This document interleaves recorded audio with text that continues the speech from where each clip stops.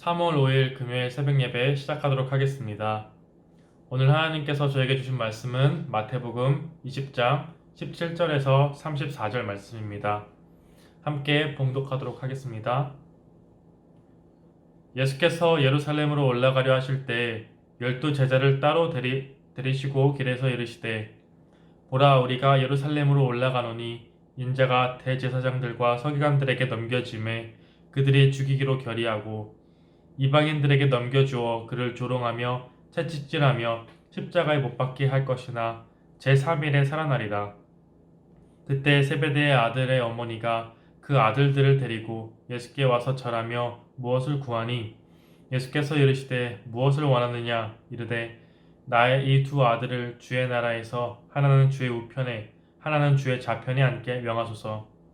예수께서 대답하여 이르시되 너희는 너희가 구하는 것을 알지 못하는도다. 내가 마시려는 잔을 너희가 마실 수 있느냐? 그들이 말하되 할 수 있나이다.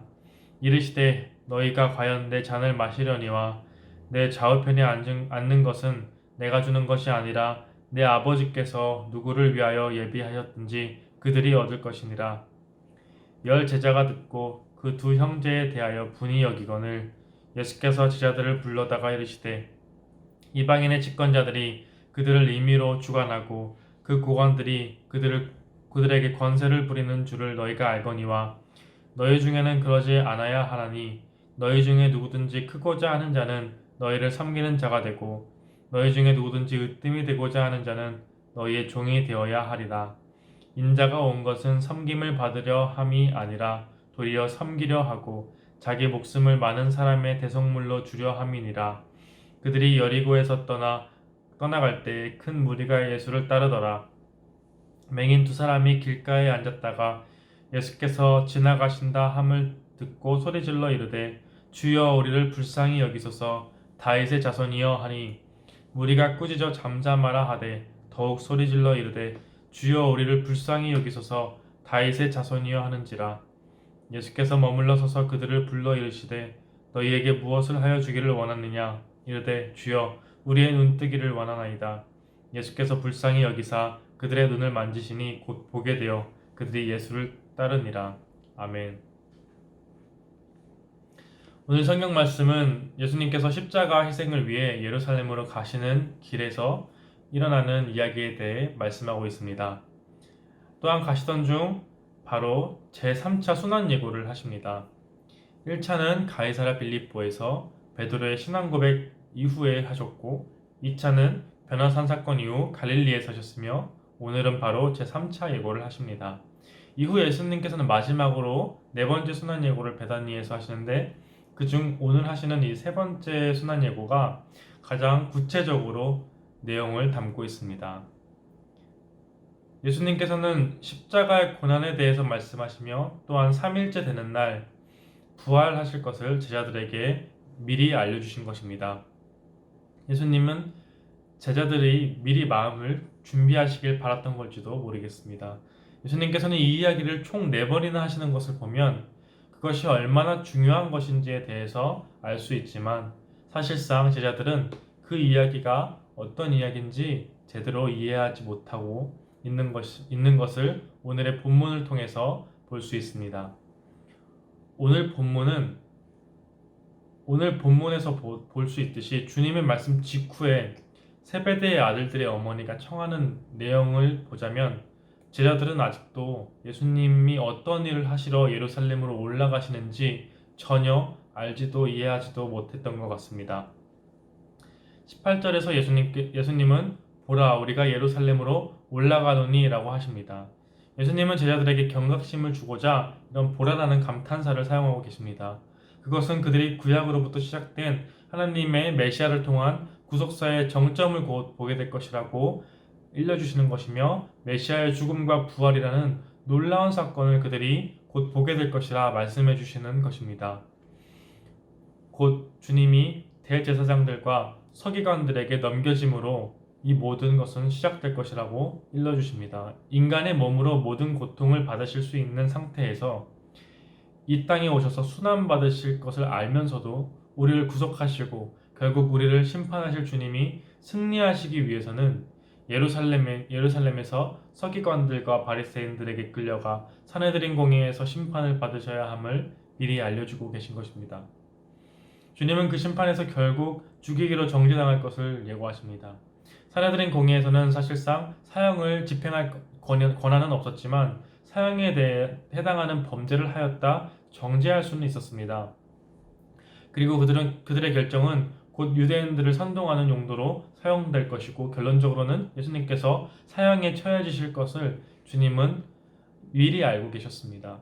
주님은 19절에서 볼 수 있듯이 이방인에게 넘겨져 능욕당하고 채찍질당하며 십자가에 못 박히실 것을 알려주십니다.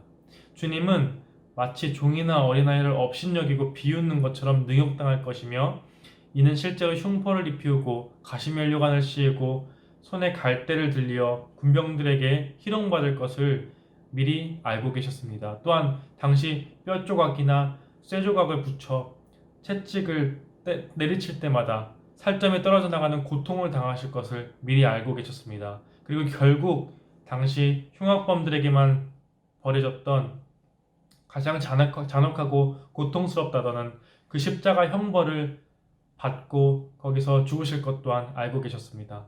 이 모든 것을 아셨던 이유는 완전한 인간이시자 동시에 완전한 하나님이셨던 예수님은 하나님의 구속 섭리를 잘 알고 계셨기 때문입니다. 구속의 사역의 그 과정을 이미 알고 계셨던 것입니다. 이 모든 고통을 알고 계셨음에도 주님은 묵묵히 그 길을 감당하시고 나아가시길 결정하셨던 것입니다. 예루살렘을 향한 주님의 발걸음은 고통을 마주하러 가는 희생양의 발걸음이었습니다. 하지만 주님은 동시에 이 모든 것이 고통으로만 끝나지 않을 것 또한 알고 계셨습니다. 바로 제3일에 살아나실 것을 알려주고 계시기 때문입니다. 주님이 우리에게 희망이 되심은 바로 제3일 만에 다시 살아나셨기 때문이며 부활이 있기 때문입니다.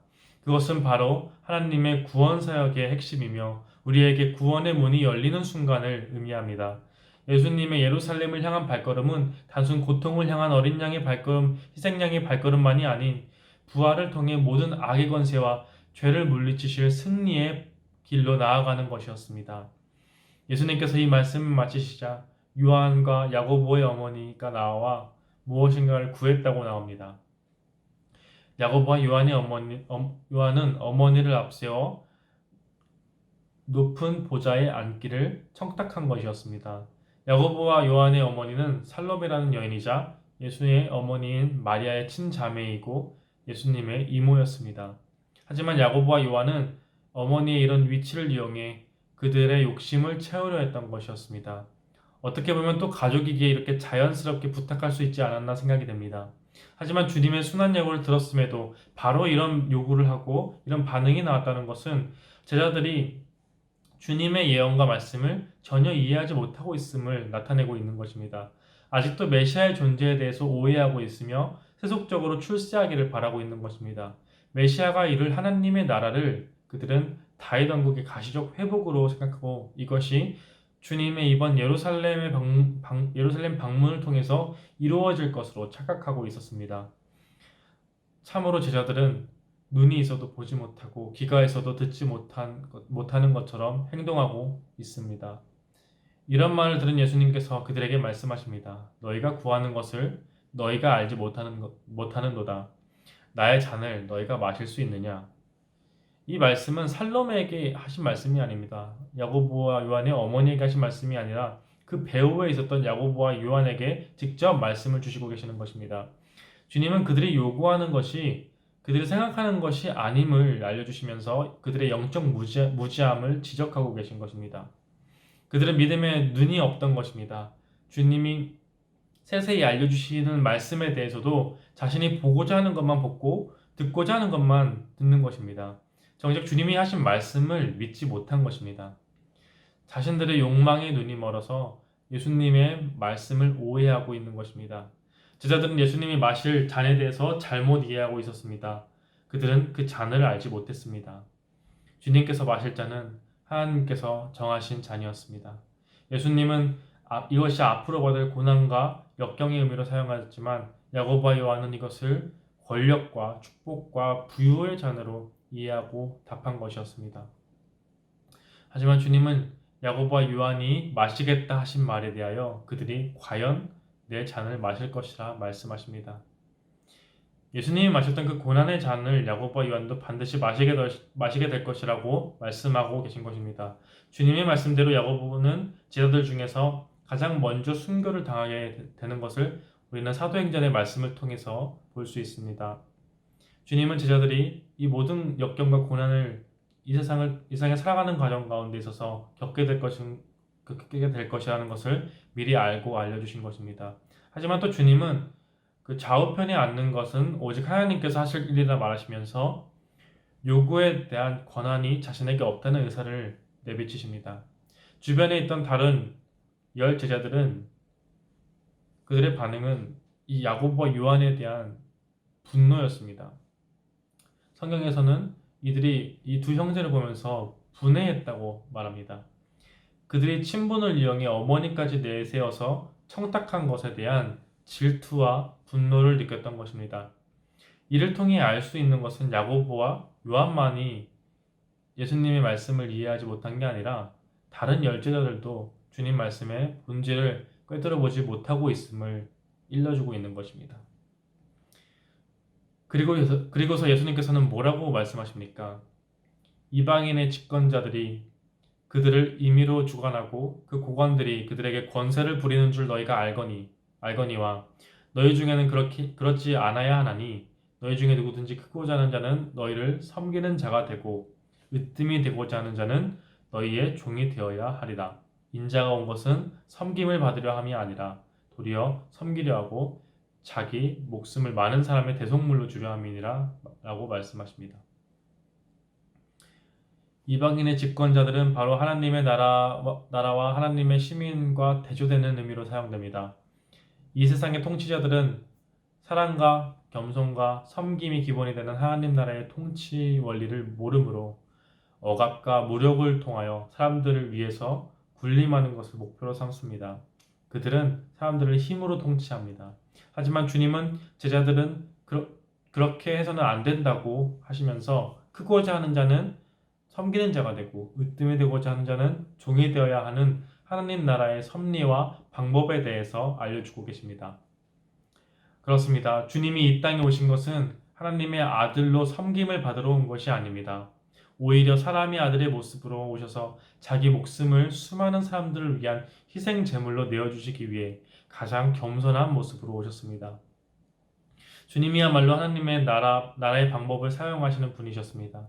주님은 섬기는 자가 되셨고 우리 모두의 종이 되셨습니다.